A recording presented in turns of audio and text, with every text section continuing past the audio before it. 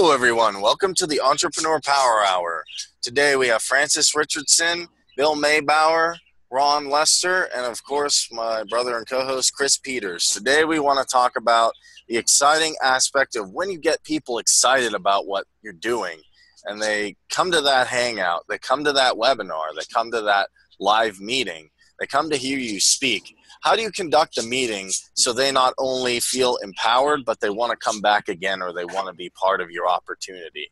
So I'll take like the idea and role play here that, I invited, 100 people to the Entrepreneur Power Hour, and I want to inspire them to feel good and get on the show and get on Zoom.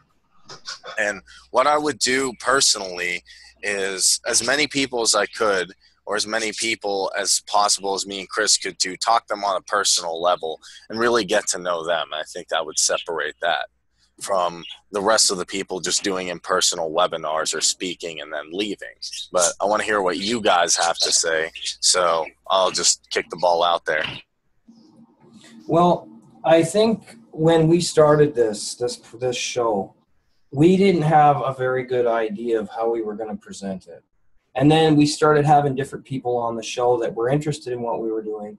And we got ideas from them on how to build our audience, how to build our, how to get our message out there more, how to have it look more professional, how to have people on here from all walks of life. And I think that really blossomed from our interest in other entrepreneurs and learning their methods, especially Josh Bendowski and a couple of other people we've had on here that are pretty big names in the entrepreneurial world. And when Josh suggested we get backdrops, that was like really huge, and suggested that I start dressing up. So I think you just acquire skills along the way to better present yourself and what you're offering for people. And that's kind of where we're going as well. So we're in the middle of the journey right now with everybody that comes on here. They bring their ideas, they bring their brilliance, they bring their inspiration, and everyone contributes. And that's the beauty of a mastermind. And I think when you're doing a presentation, I think it's important to have people that you've already worked with before on there with you to make it easier. If it's your first go, you may not be good at video editing. You may not be so good with PowerPoint or, even doing a slide presentation. If you've got other people there with you that are good at those things and have those skills, it's going to make it a lot easier. Yeah, and something else, there are several different, really, when you're going to do a presentation or a webinar, it's really important to know what your topic is. What kind of theme, what type of presentation are you going for? Because that's going to dictate how you're going to want to set up your webinar, your Hangout, whatever. Because, for example, if you are doing a presentation over a product or service, you're not going to want people, so you're going to have something you're going to be able to have control and tune people out until the presentation's over, then open that up and accept questions or whatnot after that. So that's something that's really important when you're coming up with a webinar or a presentation, just to know what the purpose is. What are you setting it up for? Yeah, I usually write like major points like point 1, point 2, point 3. I don't get super crazy with notes. That's one thing I think. People sometimes they get so much into note cards and they're looking down or they're stumbling across words. I have major points I want to get across. Like, let's say I got 50 people in. They're like, what is pay me what I'm worth about? And then the first point I'd hit on is my story. The second point, I talk about balance a little bit. And then the third point, I would talk about my experiences in class afterwards and what I learned, and then show them that they can learn this too. So you could say that's kind of a fourth point within the third point.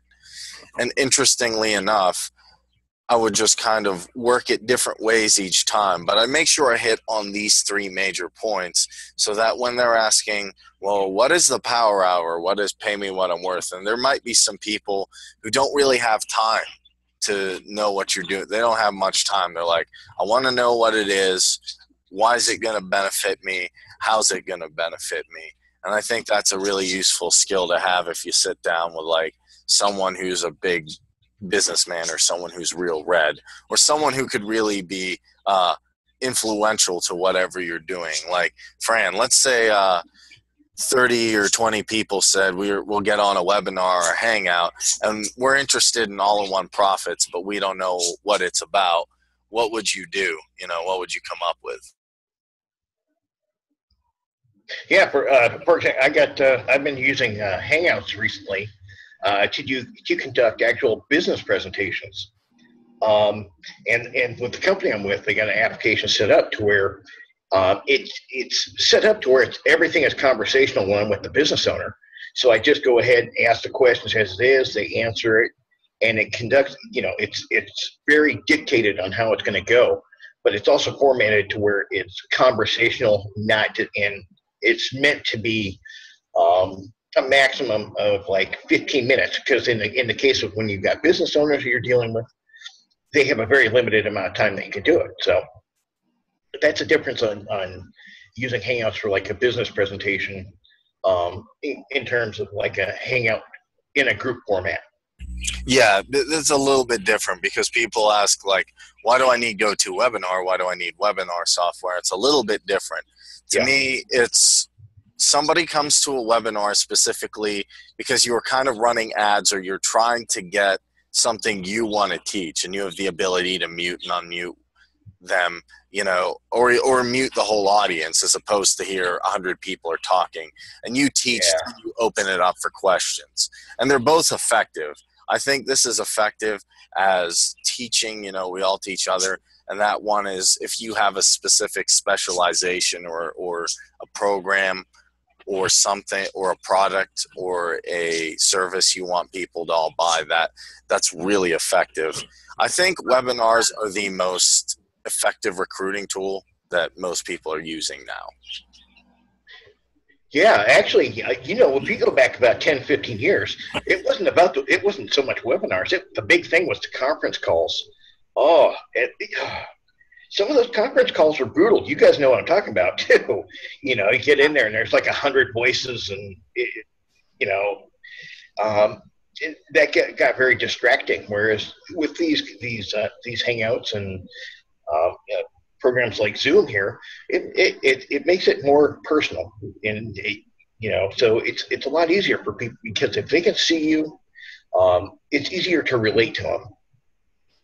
And if they like where you are and where you're coming from, as long as they know that it's going to be the same place, same station, same time, and how to get back to it is very important. That's why when we make those videos, those little animated videos, I always try and say, go to this link on Tuesday at 7:30. I'm going to start running like ads to that, and then people will know. This is why I really like Zoom. It has a static link. It doesn't change. You can just go there. Even if someone wants to like talk to me about something, I don't necessarily have to record it. I can just say standard link this time, let's go, and we can have a couple of brainstorming sessions, which we did with Dan Sissick. That was totally off the cuff. It was. But we had an idea. We wanted to brainstorm and talk about, what was going on and what we'd be talking about. Yeah. Another important thing that I think a lot of people forget is when it comes to a webinar or they're doing a presentation, a lot of people forget about the importance of that email invitation. They need reminders. That is almost critical. In terms of if you've got a big presentation going on, because a lot of times people won't remember, for whatever reason. So just to be able to have that mental nudge, so to speak, it's a big deal. I think that's really, I like what you said, Dan. That is effective because I see people do that. That's a good use of an autoresponder, like 10 minutes before you're going on. Just nudge everybody with that auto response, or send one out with MailChimp, which I could do, and just let people know that the show's coming on or that your webinar is coming on and that they need to get on now, which is something, we could definitely do. That's a great point too. What do you recommend in terms of what service to use? in terms of Are you asking about webinar software or video software? for just leading it up to the webinar. We're talking about the autoresponder rate. Go to for autoresponder. I think Crowdfire is really good. Email autoresponders, I don't know too much about. However, social media autoresponders, Crowdfire is good for Instagram and Twitter. I don't know about a Facebook autoresponder. Now, here's the problem with something like a Facebook autoresponder. A Google. Francis, can you not interrupt me, please? You're going to make me lose my train of thought. Facebook, the problem with Facebook is they have algorithms. So if you're using an autoresponder on Facebook and it knows that it's not a human being typing in that message and you use it enough, your account will get flagged. Now, with Google, I'm not sure about that. I don't know how much more freedom there is with Google. However, I do know Facebook is cracking down on autoresponders because of the spam that people are throwing out there. And I don't blame them. Autoresponders have been around since email, internet marketing first existed. Same with network marketing. It's so that you can get back to your people without actually having to sit down and send them a message. Now, while that may be effective in terms of messaging a lot of people, I don't think it's effective in actually reaching someone on an emotional level or a friendship level, because you're not even interacting with them. You're just relying on the software to send them a message, to give them some contact information, or for them to give you contact information in return. Well, in my experience, that's never worked. When I was with Mentoring for Free, we had an autoresponder that would send out weekly emails for us talking about different Saturday calls that were coming up. I never got one email back. I got maybe out of the 550 clients I had from the ebook downloads, I had maybe 10 out of that whole list that would respond to those autoresponders. So I don't think they're very effective, personally. Now, Francis, go ahead with what you were saying about Google. Well, what I was going to say, Chris, is Google has a task or a calendar that you can connect to every day, and it's pops up in your Google email, that you can set a task when you log in to Google, when you log into your email, and it's going to say, okay, you've got this task. Maybe I would put a note to myself on my task that day that to send reminders out to everybody that's in Skype, everybody that's on my Google platform contacts. I would send messages, just reminder messages out that, hey, tonight's Tuesday night, see ya on the Power Hour. Give the link for the Power Hour, 7:30 prompt Tuesday nights. We'll see you there. I'll send out refresher to people that are in my Skype contacts, my Facebook contacts, and my, when I say Skype, my online contacts that are within Skype, within Facebook, and within Google.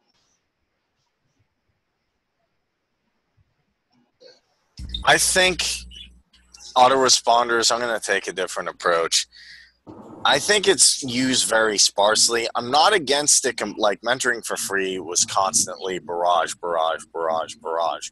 And it's a good, it's not a terrible technology, but you can, and like anything, you can overuse it. You could overuse Zoom. You could overuse any technology to an extreme where people don't want anything to do with it or anything to do with you.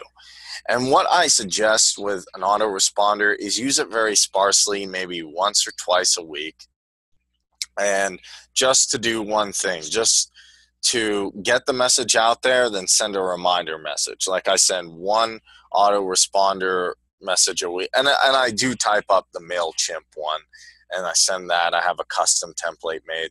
And I can also send one maybe 20 minutes before the show. Hey, guys, we're probably going to start doing that. You know, we're getting on. Everybody get on tonight. Here's what we're talking about. And also, I don't think it's bad if you have products, and after someone purchases the product, you send them an autoresponder message. Now, other than that, it can get out of control where just autoresponder, autoresponder, autoresponder, autoresponder, and then there are people sitting there thinking, well, this is annoying. does he want to interact with me, or is it just a machine?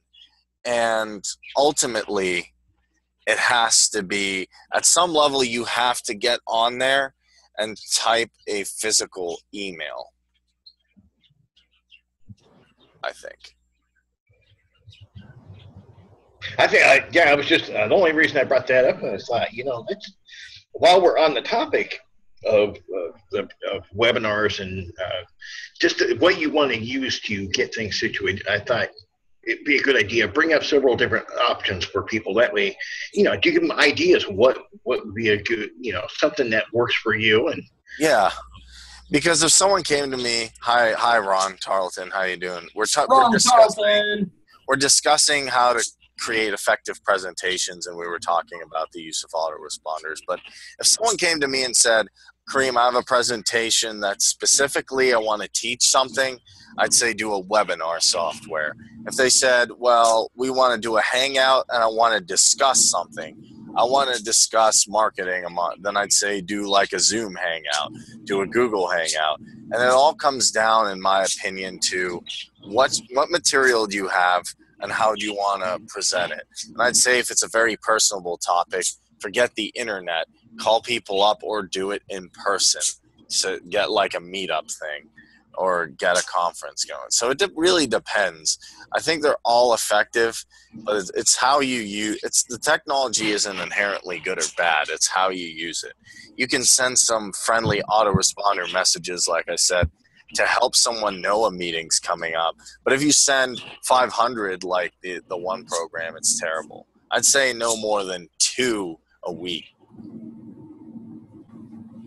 Yeah, I think you're absolutely right. It's when it comes to service or services that you're going to utilize, Hangouts it's a more personal scenario. Whereas you got something like what's that, Cisco, which is more, that's a business something. You know what I mean? It's software that's designed, that's just strictly for a business purpose. So you're absolutely right. It really depends on the kind of what the purpose is behind whatever presentation you're doing. It comes down to knowing your audience, knowing what presentation you want to give. Like, do you want to teach? Do you want to discuss? Do you want to mastermind? Do you want to be the one who's giving the speech? Do you have specific material you need to go over, or is it kind of an open discussion like here? And that's how you can really gauge what you need to use. And if it's very personal, I would say don't use any of those things. You have to meet with them in person or talk to them over Skype. Like if at all possible. Yeah, like if something happens, specifically, and I need to talk to Chris or I need to talk to Fran about something, I'm like, well, you don't really want to obviously do that on a webinar or Hangout, and that should go without saying, but some people might not know, you can't always assume people know technology. That's a huge mistake I've made. Just knowing what. Yeah, I agree with you, Kareem, to use autoresponder to say this is in the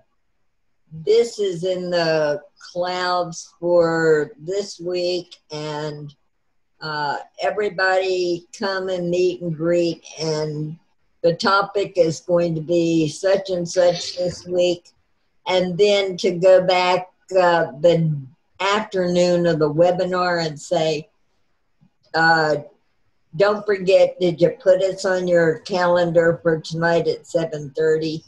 We look forward to seeing you there. That's about all you need. Yeah, that should be all you need, because I've seen people just like boom, boom, boom, like this, that. I'm just thinking, you really don't care. You're just trying to be. It comes off as like a salesman who would knock on your door. That's the real life equivalent.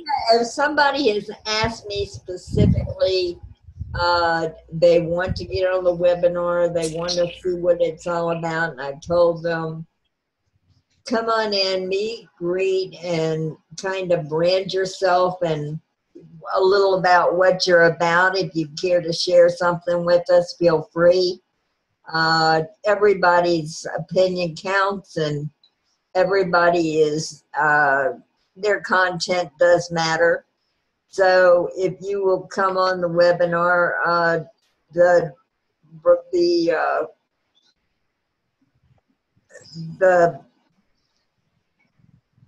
program,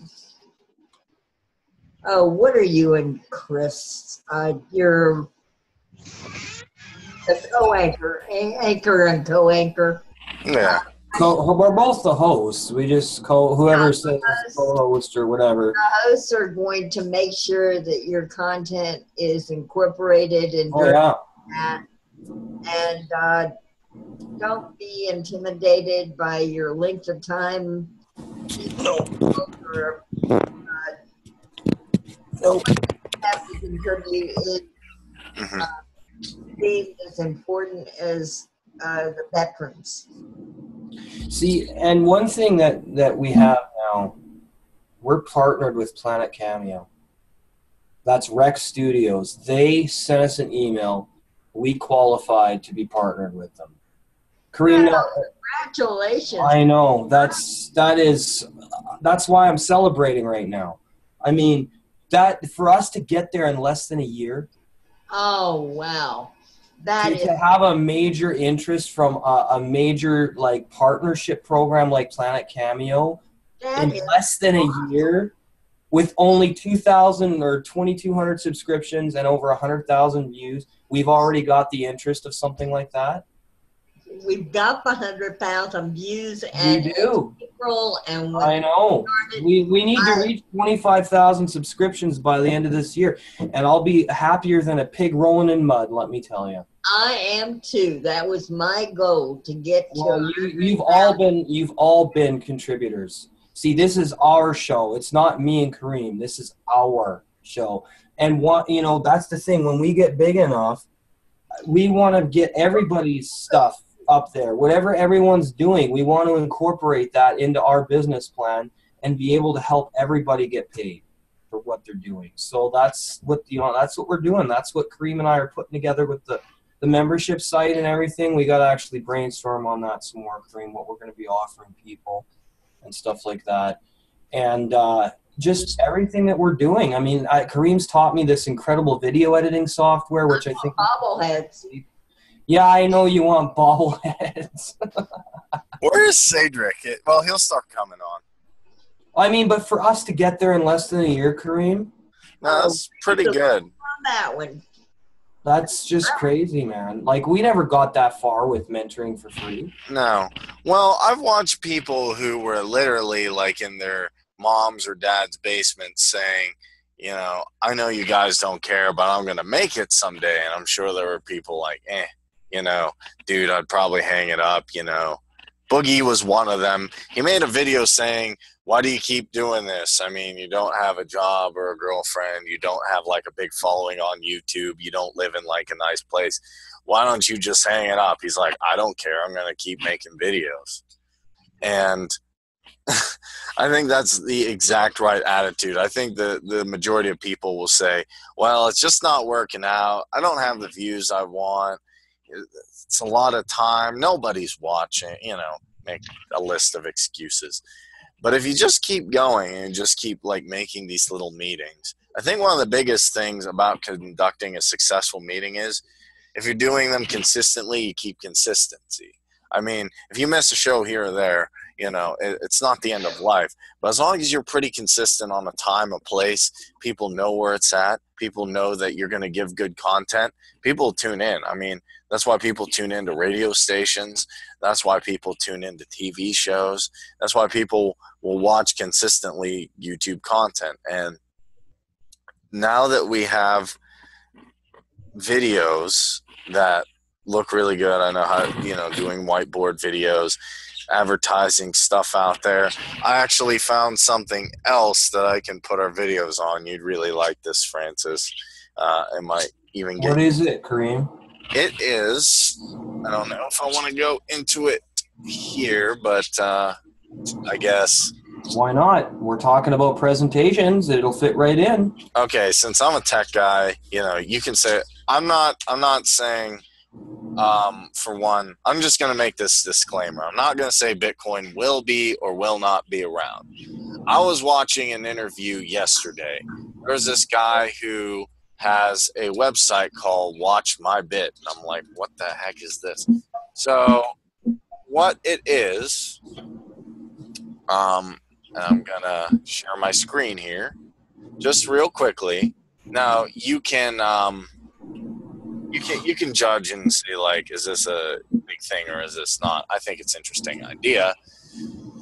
What it is it's a video site. It's similar to YouTube where people can put their stuff on. And then if I click on a video, I'm like, oh, I want to watch this video. I don't know what it is. It's Bitcoin users in a nutshell. You send 10 cents to someone and they watch the video. Now, if you get like a Bitcoin wallet, which is cool, you can get that 10 cents sent to you.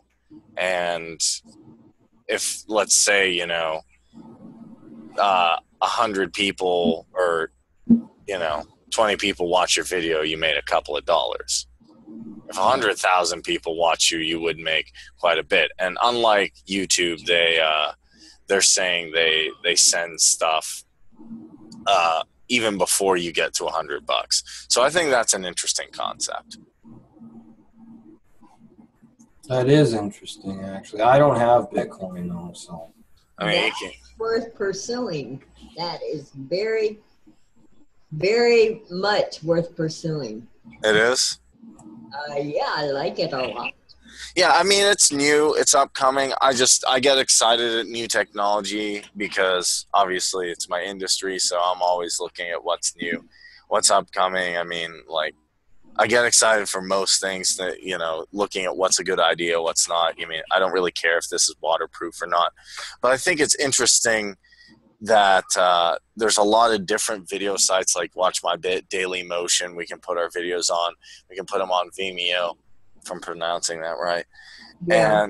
And then I think there's Blimp Cafe. There's a bunch of other video sites we can expand to, and then we can all link it back to YouTube. And what that does is basically creates a train. And now we're getting 100,000 views. We could get up to 1 million or 20,000 subs. Video backlinks. Yeah. Yeah, and that's something I'm definitely going to make an effort to start really pounding on this. You need to teach me how to do all. I mean, you need to show me how to do all that, and then that way I can go into our broadcasts and work on that too. If I can learn it, Chris, anybody can learn it. Kareem taught me this new video software, Vigio. Kareem taught me that in less than 2 hours. I am so technically challenged. No, Francis, you're not. You're just not used to some of the new shit that's coming out. Oops. Oh, sugar. Oh, well. I used to think video, because I looked at like Josh's videos and my friends' videos. I'm like, oh, this is so complicated and this is ridiculous. And I'm so I'm not good with a camera. I can't record myself half the time. It's shaky. I'm like, I can't do this. But I said, well, I'll I got the software. And I'm like, well, I gotta pop off a minute. I'll be back in just a few. That's fine. Oops, sorry about that, guys. It's not a big deal. But yeah, it really comes down to. I looked at the software. It's all good.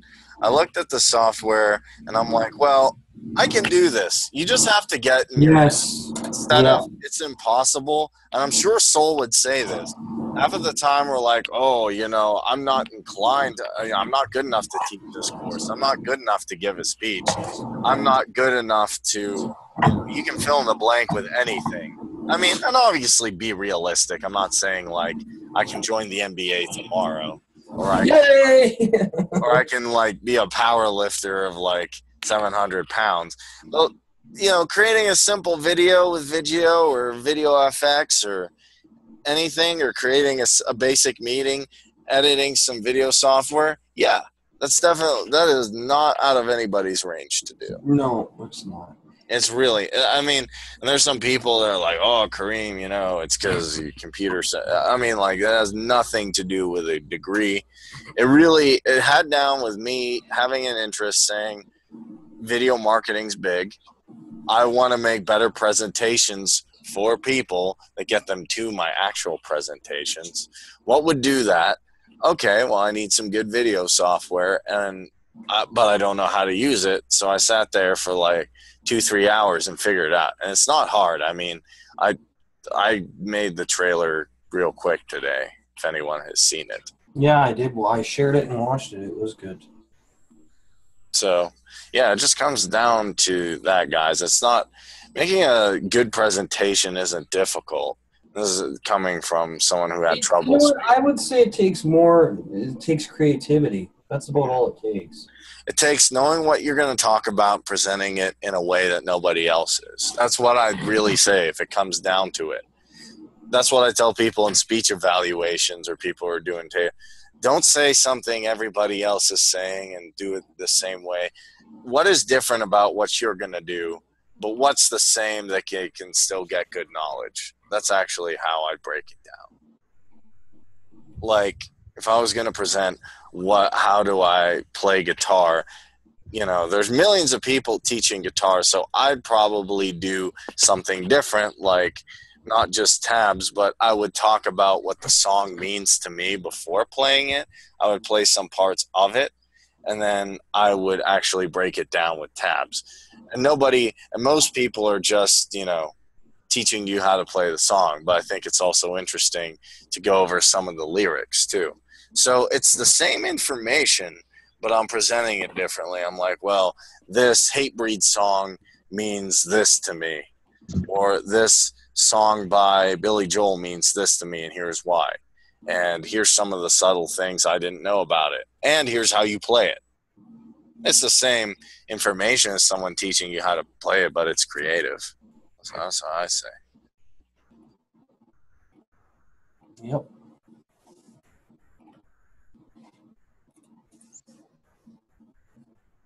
Oh, it went really quiet.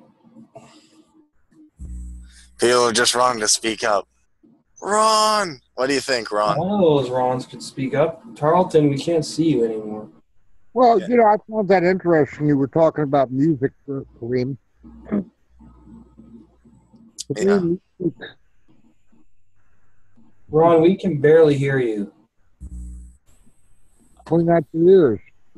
No, your microphone on your phone, you need to hold it up to your head, I think. I can hear you all right. What were you saying, Ron? Talking about music. Okay. Yeah. No, I was just... Music to me is emotion. Yes. You truly have a love for it, you're going to put more into it. That's right. That's right. Yeah, that's what I was saying, is creating a unique presentation is not just to teach someone the song, but tell them why this song means something to you. Then they can have an emotional, like, oh, this song came on when I had this event that happened in my life, and I just lost my job, and I just lost this, and I was really downtrodden. Here's the lyrics that really mean a lot to me, and here's how they can mean a lot to you. And then talk about that for a while, create that emotional connection, then show them how to play a song. Hey, all of a sudden you're differentiating from everybody else who's just like, here's the tuning, didn't hit these notes. All right, have fun, guys. There's a million people doing that, and they're doing it well. I'm not undercutting Marty Schwartz or anyone. I still watch them. I just had the idea. If I would present something, like take your jerky, Ron, there's other people who are definitely out there selling jerky. I know, because I say how. And my question is, like, on this program tonight, how would you, if like you got 10, 20 people who are like, you know, Ron, heard about your jerky. What's this all about? Why should I get it from you, or why should I be interested? How would you sit there and talk to them or present it? Now you put me on the spot. A little bit, yeah. If you want, I'll take you off the spot, but I know you had a lot of success with it, so I'm just asking, what is it about Ron Tarleton that? My success is going, you know what fun, I'm back in the VFW and I'm going strictly charity with it. Mm-hmm. Well, thank, that's good, Ron. Wow. Cool, man. How long you been doing that? Oh, I've been in jerky, well, for almost 2 years now in jerky. Yeah. But the VFW, how long you been involved helping them out? About 2 years ago. Yeah. Okay. But what I like about that approach, Ron, is there's probably a lot of people out there at like flea markets and stuff and like bars like maybe you were doing before who are just like, here's jerky. You want to buy some? It tastes good as like vitamin B and, you know, it won't break your teeth or whatever, you know, eat jerky, not Slim Jim. And I'm sure they had some success. But you took a whole different route that nobody really thought of, at least I don't think anybody else thought of this before, and said, I'm going to go on a radio station. I'm going to talk about it to a charity. Ah, interesting. It's all about just doing something doing something different. It's the same product, you know, but it's the whole fact that you came up with something new. No, it's not the same product. I don't sell cardboard. I sell good beef jerky. Mm-hmm.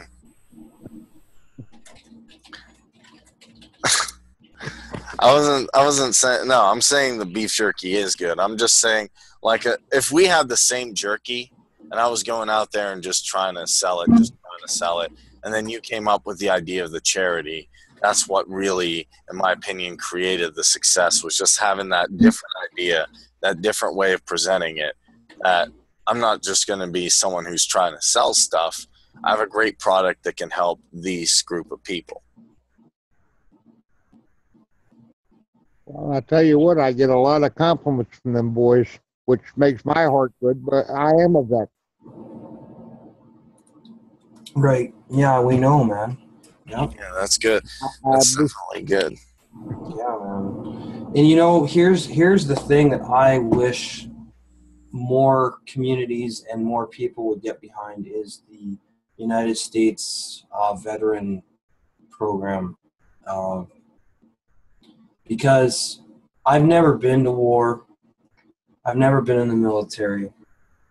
But I can only imagine what it's like to go through Vietnam or, you know, some kind of crazy experience like that. And there's not enough help for shell-shocked soldiers when they come back from wherever. And in Canada, there's a good program for it.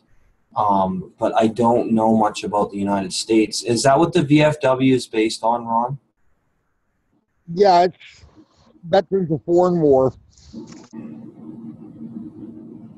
Hey, what? It's Veterans of Foreign War. Veterans of Foreign War, yeah. Okay. Veterans of Foreign War, okay. And that's something you've been a part of most of your life, correct? Yeah, and I told Kareem already, I got all excited about it and still am. I did hit the national level where it's being carried throughout the United States now. That's really cool. Mm-hmm. I think it can go so far as to say if you have a charity, and with Ron it's the VFW, but if anyone has a charity or if I have a charity, there's certain charities I'm passionate about, and I'm sure Chris has a bunch, you know, Ron. Yeah, actually, I gave $75 to the Humane Society yesterday. Mm-hmm. Like it's with animals or something. And the interesting thing is you're doing something to help a cause, and then people will see that and say, oh, he's trying to help veterans, he's trying to help kids, he's going to help animals. This is a person I can get behind.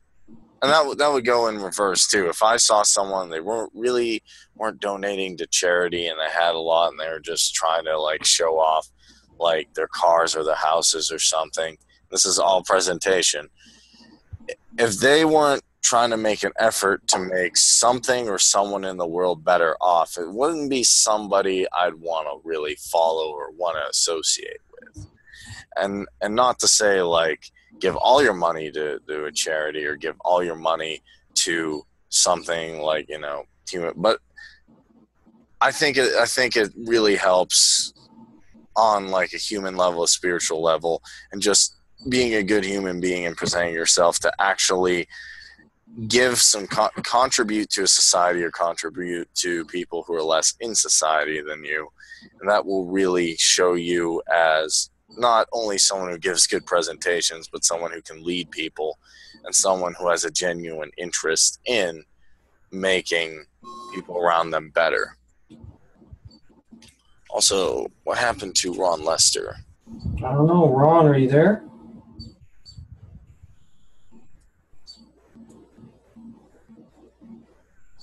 I don't know. Yeah, it's me. Yeah. Ron Lester. Ron Lester fell off. He went to go give presentations. He was so inspired. He's like, I'm going to do a webinar about this webinar. Cool. I think also that it's important for me that when I finally figured out what I wanted to do, just fire started burning, and I think that probably is the most important tool you have is desire. Because I mean, without that, what do you got? You know, you can put all the effort into something you want, but if you're not envisioning a successful outcome and you're not passionate, it's not going to happen. Because passion's everything. We don't have a world without passion.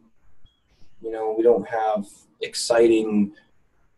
nothing's exciting without passion, and no one's going to get excited about what you're doing if there's no passion behind what you're doing either. Yeah. Like if I was like, Fran, you know, if you'd like to get on the Power Hour, be like pretty cool, you know, no biggie. If you want to try it out, like the Power Hour.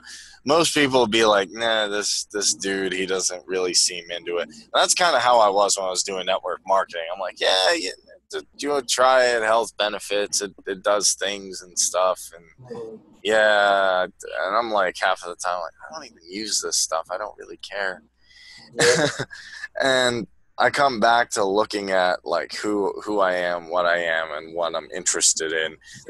I can't really do something for a long period of time that I'm not interested in, because not only will I feel bad, people are not dumb. People are at least some people are gonna pick up on the fact that this dude doesn't really seem to be into it. But the Power Hour, no one has to like tell me, well, oh, Kareem, are you putting up a topic? I mean, that's the difference between an employee and an entrepreneur. No one has to tell me to make video. No one has to tell me to, you know, make a site, or no one has to tell me, you know, when I go back to interview this person. I'm interested in what I'm doing. I know what I'm interested in. I know what goals I'm going for. And that's really, in my opinion, when you're really trying to make this presentation, what sets a leader or someone who's just following. All the people who are killing in webinars, they know exactly what they have. They know exactly what their niche is, what they're all about, and they really are into it. I know that for a fact, or else nobody would show up. Right, Fran? I think the same thing goes for affiliate marketers. If you're into affiliate marketing and people are suffering the net and they see your name associated with the Power Hour and your name associated with BMO and your name associated with 20 other things, they'll say, oh, this guy's all over the place. He's not interested in any one thing. Or he doesn't have content that is contributing to any one thing. What is he all about? Mm-hmm. it just doesn't make you seem like a leader. It makes you seem like a follower. Yeah, I can agree with that. And I'm not against like having, because I have public speaking channel, which I'm working on. Chris does other stuff on his personal channel, which is fine. I just think one channel has one idea, one blog has one central idea, one presentation has one central idea. And you can do multiple if you have time. It depends on your time, your budget constraints, and all that. But if I'm positioning myself as a professional, they're going to have a channel for public speaking, maybe affiliate marketing. It'll just be those videos. And I'll be like, okay, this is what Kareem does. And when I introduce myself, I say young entrepreneur interested in public speaking, affiliate marketing, different, and creating videos. And right then people can go, oh, okay.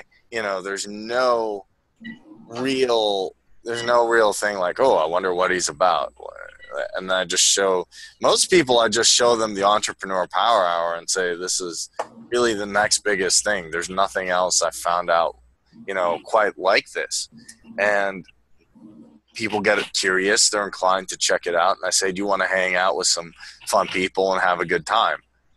And then that's how I got, Rick's not here now, but that's how Rick just jumped in one day. And then I just got to know people, and then, those people said, hey, I have a friend who might like this show. And I said, I'd love to meet him. And then I talk in, and I'm like, well, just get on. It'll be fine. I remember you, Francis, you were like, well, I'm not sure about being on camera. And I said, well, I'm on camera. I haven't melted or disintegrated yet.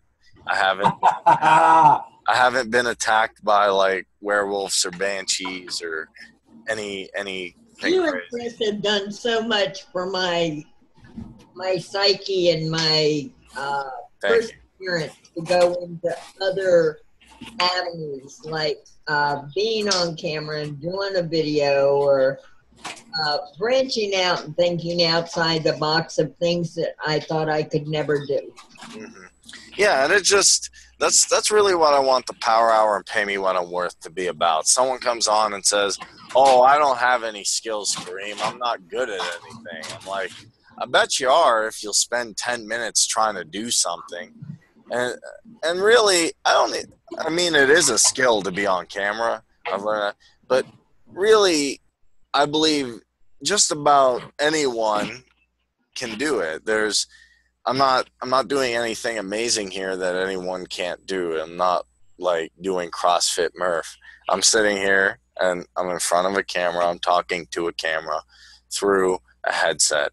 And it's the simplest thing. You need to say that again. What we are doing is amazing, but what we are doing is something everyone can do. Yeah, which is what I mean. Something that nobody else I've seen pick up on or do for themselves. Yeah. The Power Hour is unique in its own way, but just getting on a camera, there's a lot of people who are telling me that I can't get on camera, and then they're giving me all these excuses, which, I don't know, because some of them are over the internet, but I'll bet you 9 out of 10 or 10 out of 10, if they turn their camera on or their phone on and just made a video, someone would be interested. Imagine that. And I used to think the same thing. I'm like, oh, YouTube's kind of narcissistic. No one's going to want to see me play video games. No one's going to want to see me do YouTube videos and put them. I don't think anybody would watch it, really. And this is back in 2006, 2007. I'm like, nah, I don't think this thing will work out. Plus, even if they did watch it, I doubt I'd become, I get any real recognition. They probably just check it out for 5-10 minutes. And I wish if I could go, draw the clock back, I would have started making videos. I'm like, hey, they created YouTube. Let's make videos. Yeah, it's amazing. When you look back, that hindsight should be 20/20. If you knew then what you know now, you would have done it a lot sooner. Yeah, well, hindsight, it's kind of hard for hindsight to be 20/20 because you never know what the next big thing. You'll learn in the future. but you learn in the future. But I know but it doesn't matter, even though I didn't start, at a specific time, because me and Chris started, and we're not going to stop. And then there's people on YouTube popping up every day. There's things on YouTube going every day. And I don't know all the details and how, but I don't need to know all the details. Thanks to Soul Dancer, it'll just work itself. And one day I'll be thinking like, wow, we started something in our basically bedroom, and it's crops. It seeks its own height. It seeks its own density. So cream rises to the top. You're going to get there. Yep. See, and the thing is, I don't know. I've been looking all over, and I've never found anything like what we're doing. So that tells me that our brainchild was our next step to success, because, this is what I wanted to be doing was branding us, branding my friends, my people that care about me, people I care about. I wanted to be branding a mastermind of people who want to create success in the world and create change in the world, not just selling products. And because at the end of the day, I'm going to feel better about bringing someone through Pay Me What I'm Worth and changing their life than I am selling them something that's going to help them sleep better at night or lose weight or give them more energy. It's when you give someone the value to overcome obstacle, you give them the awareness of the potentiality that they have and what they can do. Have power too. That's so much more rewarding than selling them some health BS that I don't endorse myself. Yes, there's a lot of the products that I did use from It Works that I enjoyed, but you know what? They don't work for everybody. Personal development works for everybody. Amen. Amen. It works for everybody. There's not one person out there that personal development isn't going to work for unless they're resistant to it. If they're resistant to it, then yes, of course, it's not going to work. If they don't want to believe in getting better, they don't believe in the natural laws of the universe, they don't believe in consciousness expansion or creating good karma or synchronizing with other energies, then no, it's not going to make any sense to them. But there are so many people who are starting to wake up and take the blindfolders off and go, wait a minute, maybe there is something to this. Maybe Les Brown, Bob Proctor, Joe Vitale, Tony Robbins, Earl Nightingale, Jim Rohn, Zig Ziglar, maybe they were onto something. And then you got so many people that resent success, but that's only because they don't know how to succeed. They don't understand what it takes. And it takes your entire focus and determination. It takes all of your energy. It takes all of your desire, all of your persistence. It's 100% or go home. And only those that are willing to put everything into it make the grade. And that's why we're here. That's right. Go big or go home. That's right. And that's kind of what I tell people who are going to give a speech. Like, don't give a speech, because if I give a speech in front of a group of people and I'm not really into it, you can tell. It's very easy to tell someone who's just giving an informative speech, which is fine, or someone who's given a speech that really emotionally impacted them. And I can tell the difference, especially like looking at different like people present. And if you're not really into something, people know. If you're not really interested in that story, people will know. And the whole idea of all of this is really to show people that we had a dream, we never gave up, really believed in it, and we created something worldwide out of it. Mm-hmm. And I agree. I mean, if I say to somebody, the power hour's on Tuesday night, and you really ought to come in and see what it's all about, how energizing is that? yeah, But I'd be like, somebody I'm saying, hey, you ought to come in and see what the excitement's all about. This is life changing, and it can make a big impact on your life. Well, and it's fun. Yeah.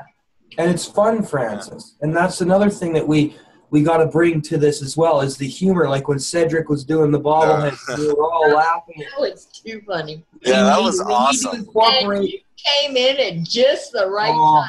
I seem to have impeccable timing, you know. It's something. It's a skill that I seem to have. Yeah. It could have been scripted better. Well, that's awesome. I'm so happy I made you guys laugh. I remember I was late for a meeting one day, and then someone was making fun of me because I was supposed to do table topics, and they're like, Kareem, who isn't here? And I open up the door, and I'm like, hey. But yeah, I mean, Fran, you can be like, check it out. I was scared of the camera for no good reason, and now I'm on the camera. They're like, Fran, how'd you do that? How'd you overcome? Ago, I would have never believed it. I would have laughed in your face. And then you'd be like that Uncle Sam, like, I want you on the Power Hour. Got rid of my camera fear, which is interesting because there's probably some dude like, it's on. Like, hi, I'm making a YouTube video.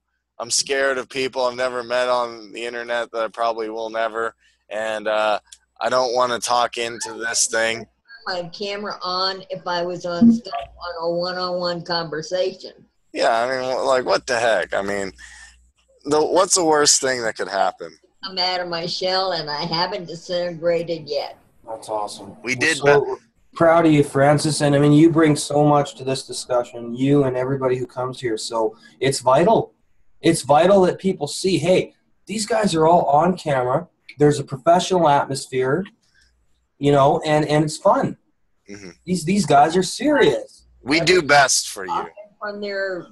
They're talking from the comfort of their own home. And that's right. We do best for you. Yeah, we do best for you. Yeah. Here, Chuckers Unite on the Entrepreneur Power Hour. That was just funny. That I guess she got like one random dude's like, I'll make a website. I do best for you. Francis just killed me with that when I first heard her say it. Oh, boy. Oh, my Lord. Francis, you had me in tears. I was almost peeing my pants. I was laughing so hard. Fran Richardson. She brings the party. She does, man. She's great. She's my second grandmother. She's everyone's grandmother here, man. I'll go peacefully. Just give me my shawl, my walker, and I'll go come peacefully, just. Francis, are you okay? No, you're in a scooter, right? Like, can you walk still, or are you in like a mobilization unit? No, I can drop it like it's hot. It's just getting it back up that's hard. Wow. What happened that ended you up in a mobility scooter? I've had multiple sclerosis for years. That's a joint. Okay, it's not the year before I was diagnosed, I went skydiving, scuba diving. Right on. Good.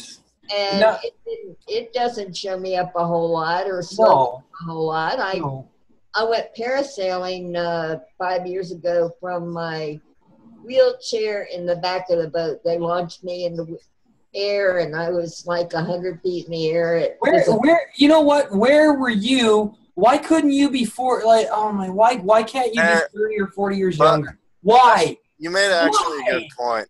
See, here's the thing that's interesting. No, I'm a cougar, Chris. You don't know. Uh-oh. You don't know. You are a cougar. That's why you always say me and Kareem are sexy. She is coming on the Power Hour. I'm like, it's out. Uh-oh. Yeah. That was funny on that hangout where Doug was showing how to do Canva, and he pulls up this dude who just jacked. She's like, ooh, eye candy. Yeah. Hey, just because you're on a diet, that means you can't look at the menu. Yeah. But hey, I mean, that's one thing I learned from being one-on-one with people are like, oh, this person has this or this person's unable to do that, and then you get that worth decay thing going, and then you start thinking, well, does that really matter? Like, what can't they do that I can do? Vice versa. And it really comes down to, if you want to do something, like, I'm left-handed. I You play can guitar do it. right-handed, which You might not do it the most conventional way, but you can do it. I found a way to play guitar right-handed. And A way to crochet one-handed. Oh, wow. geez, we should do a topic on that. Yes, we should. That'd be Francis, cool. present some of your crocheting stuff on here. Like, hell yeah. That's a life skill. I do needlepoint, but, it's a matter of peeling a potato with one hand. I can do that too. I mean, and honestly, talking about presentations, that's some of the most interesting stuff. It's the way to it's the way to really get people interested. It'll just show like you have multiple talents and you have multiple things you're interested in. Obviously within the realm of entrepreneurship, but I mean, hey, have fun with it.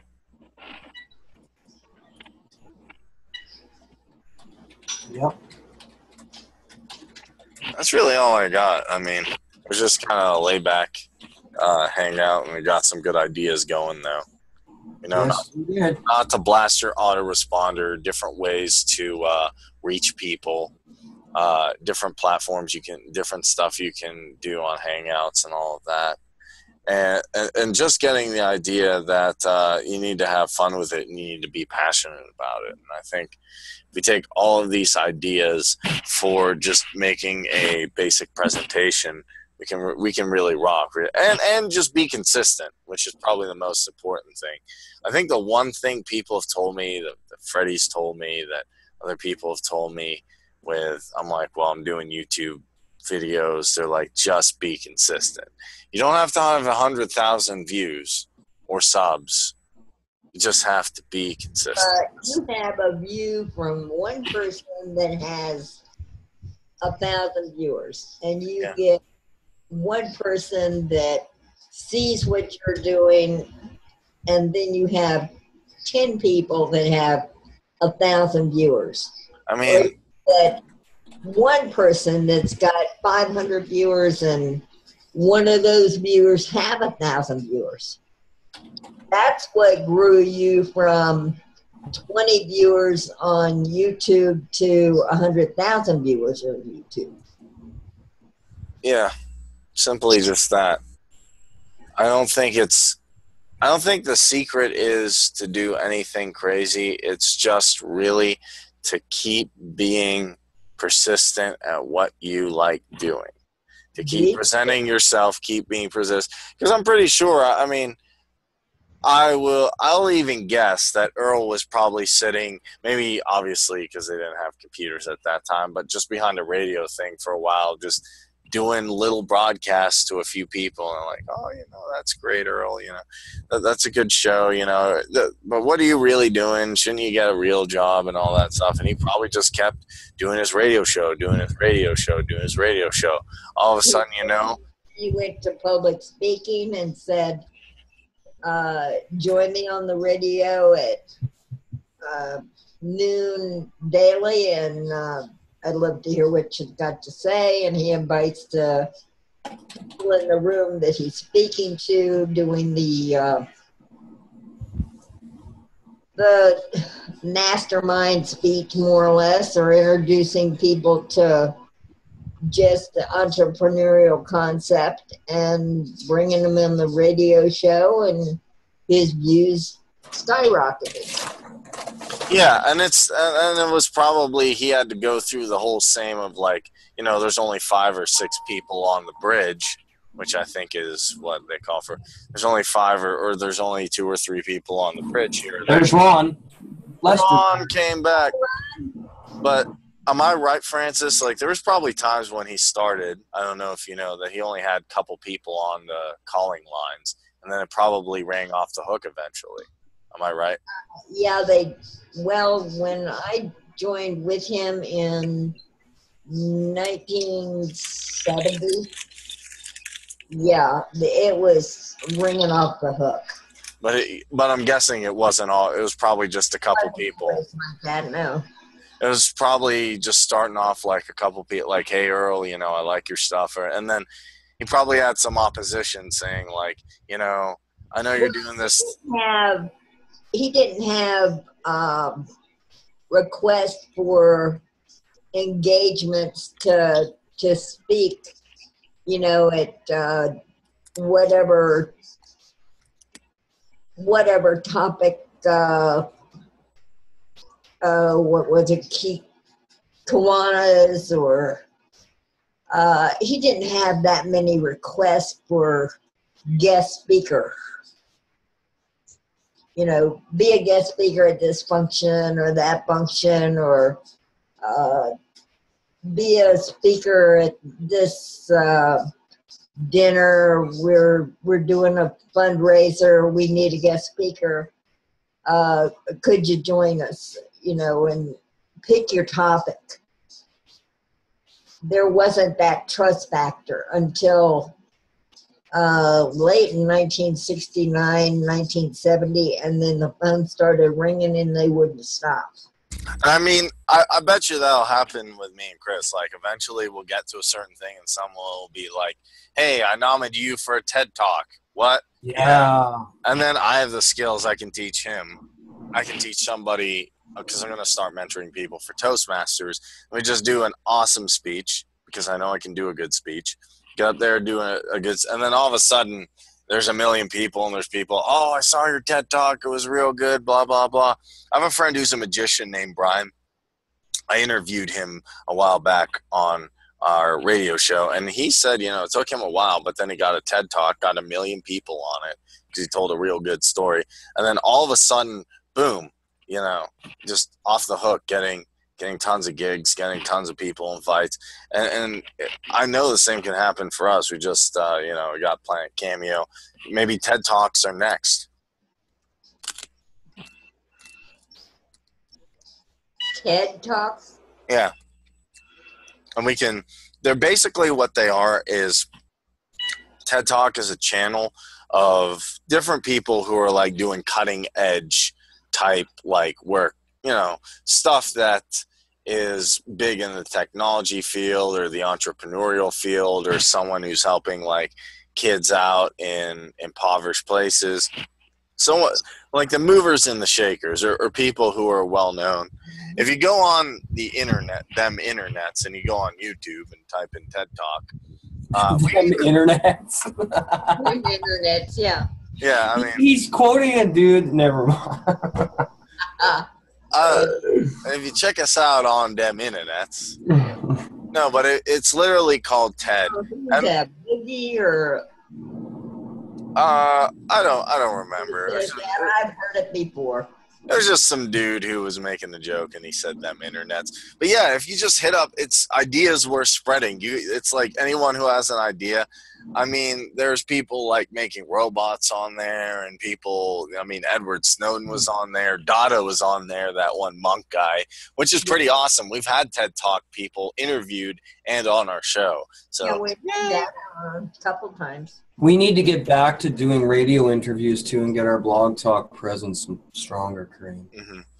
But it's just one day I know me and Chris are going to get on TED Talks, and then that's going to be sick, Yeah, man. especially when you learn to say Chris and I. Yeah, I mean, we can bring you on there and be like, we have our fellow grammar corrector, Fran, and she'll just be sitting there with a pen and paper. Oh, you use the double negative. You know how many skirts are going to be chasing me when I get on TED Talk? Hell yeah, let's do it! Hey, you might get some people who are fabulous, too, hitting you up. Just I don't saying. know what that means. Yes, Connie will be tickled now that I am back on Skype and I'm back connected to you, because she just came over the other day and asked, could I get on Skype with you? And I said, no, my Skype's down. But as soon as I get my Skype back up, I will bring you over and you can meet. She wants to meet me? Yes. Oh, boy. Francis is playing matchmaker. Oh, my God. Hey, there you go. She, Myself into. hey, I don't see what you're talking about. Yeah. That was funny. Was that the one who looked at this and said, oh, you got some... Oh, you got eye candy. Yeah, we're both Foxy. Oh, great. You got box. I better change my address. And when she came in and wanted to know, did I have my Skype up, because she was alone and the kids weren't with her, and I said, no, unfortunately, I can't connect you because my Skype's down, but I will. So, Ron Lester, what's up, buddy? Ron, where you at? He's all quiet. Oh, he took off again. Well, I guess you could actually. I guess, folks, we're gonna wrap it up. It is the top of the hour. I want to thank Fran Richardson. I want to thank Ron Tarleton, Ron Lester, and my brother Kareem Mays for making this possible tonight. Oh, and Bill Maybauer was here, like a champ as always. Yes, he's dedicated. So yeah, guys, just consistent, positive, strong energy, make good presentations, know your audience, know what you want to talk about, have your points ready, and you could land it big with a webinar, hangout, or even a TED Talk. Yes. And don't play Xbox. Unless you get the Don't play Xbox. No, play Xbox. And if you want to make a good presentation, also get the new Doom and Twitch it. All right. Thanks, everyone.